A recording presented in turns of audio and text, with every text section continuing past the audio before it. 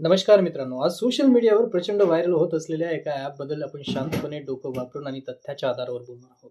ॲपचं नाव आहे R you dead? म्हणजेच मराठीत विचारायचं झालं तर तू मेलास का? हे नाव ऐकून अनेक लोक घाबरले. काहींनी लगेच निष्कर्ष काढला की हा ॲप मृत्यू सांगतो, तर काहींनी तर याला ब्लॅक मॅजिक, धोकादायक एआय वगैरे लेबल लावून टाकलं. पण इथेच थांबून एक गोष्ट स्पष्ट सांगतो, असे बिनबुडाचे बोलणे म्हणजे मूर्खपणा आहे. कोणतीही माहिती न तपासता फक्त नाव किंवा व्हिडिओ पाहून निष्कर्ष काढणं हीच आजची सर्वात मोठी समस्या आहे. तू मेलास का? हे नाव इतकं अजब का?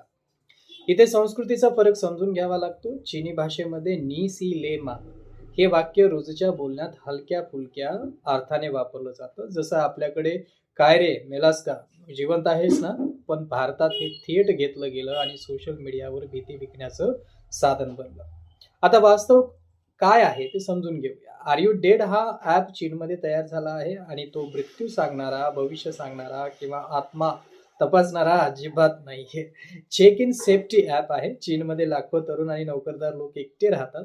कुटुंब गावाकडे, नोकरी मोठ्या शहरात. अशा परिस्थितीत कोणी आजारी पडलं, बेशुद्ध झालं किंवा काही आपत्कालीन परिस्थिती आली तर कुटुंबाला वेळेत कळावं यासाठी हा ॲपचा वापर केला जातो. रोज किंवा 2 दिवसात एकदा आय एम अलाइव्ह म्हणजेच मी जिवंत आहे असं एक हिरवं बटन येतं. वापरकर्त्याने ते बटन दाबलं तर काहीच होत नाही. पण ठराविक वेळेत बटन दाबलं नाही तर आधी सेट केलेल्या व्यक्तीला, जसं की आई असतील, वडील असतील, मित्र असतील, नातेवाईक असतील, एक अलर्ट किंवा ईमेल जातो आणि हा व्यक्ती प्रतिसाद देत नाही, कृपया संपर्क साधा. इतकंच या ॲपचं काम आहे. मग प्रश्न, काही युट्यूबर्सनी आणि पेजेसनी फक्त व्ह्यूज साठी चुकीची माहिती पसरली. हा ॲप चीनमध्ये व्हायरल का झाला हेही समजून घेणं गरजेचं आहे. चीनमध्ये 30 कोटीपेक्षा जास्त लोक एकटे राहतात. कोरोना नंतर अचानक मृत्यू, मानसिक तणाव, एकटेपणा या गोष्टी खूप वाढल्या आणि अशा वेळी कोणीतरी आपलं काळजी घेत आहे ही भावना लोकांना हवी होती. हा ॲप स्वस्त आणि वापरायला सोपा आणि टेक्नॉलॉजीपेक्षा माणसाची चिंता समजून घेतो. त्यामुळेच तो हिट झाला. यात काही गूढ नाही, काही रहस्य नाही आणि काही धोकादायक प्रयोगही नाही. आता भारतात लोक इतके घाबरतात का? कारण आपल्याकडे अर्धवट माहिती, भडक थंबनेल्स आणि क्लिक बेल्ट कंटेंट मोठ्या प्रमाणात आहे.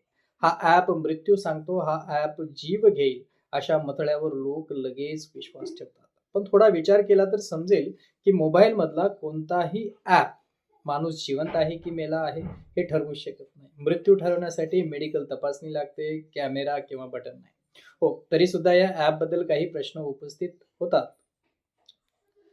आणि ते योग्य आहेत. प्रायव्हसीचा मुद्दा आहे. डेटा कुठे जातो? चुकीचे अलर्ट गेले तर काय होईल? मानसिकदृष्ट्या काही लोक या ॲपवर जास्त अवलंबून होतील का? हे सगळं प्रश्न विचारले पाहिजेत. पण प्रश्न विचारणं आणि भीती पसरणं यात खूप मोठा फरक आहे. समस्या ॲपमध्ये कमी आणि आपल्या विचार करण्याच्या पद्धतीत जास्त आहे.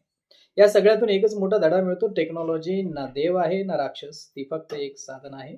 पण अर्धवट माहिती, अफवा आणि बिनबुडाचे बोलणे हे खरे धोके आहेत. म्हणून पुढच्या वेळी कोणी तुम्हाला सांगितलं की आर यू डेड, ॲप मृत्यू सांगतो, तर शांतपणे सांगा हे चुकीचं आहे. आधी माहिती तपासा, मग बोला. हा व्हिडिओ तुम्हाला उपयोगी वाटला असेल तर लाईक करा, शेअर करा आणि कमेंट करायला विसरू नका. मत तुमचं नक्की नोंदवा. अशाच तथ्यावर आधारित अफवा फोडणारे व्हिडिओ पाहण्यासाठी चॅनलला सबस्क्राईब करा. जय हिंद, जय महाराष्ट्र.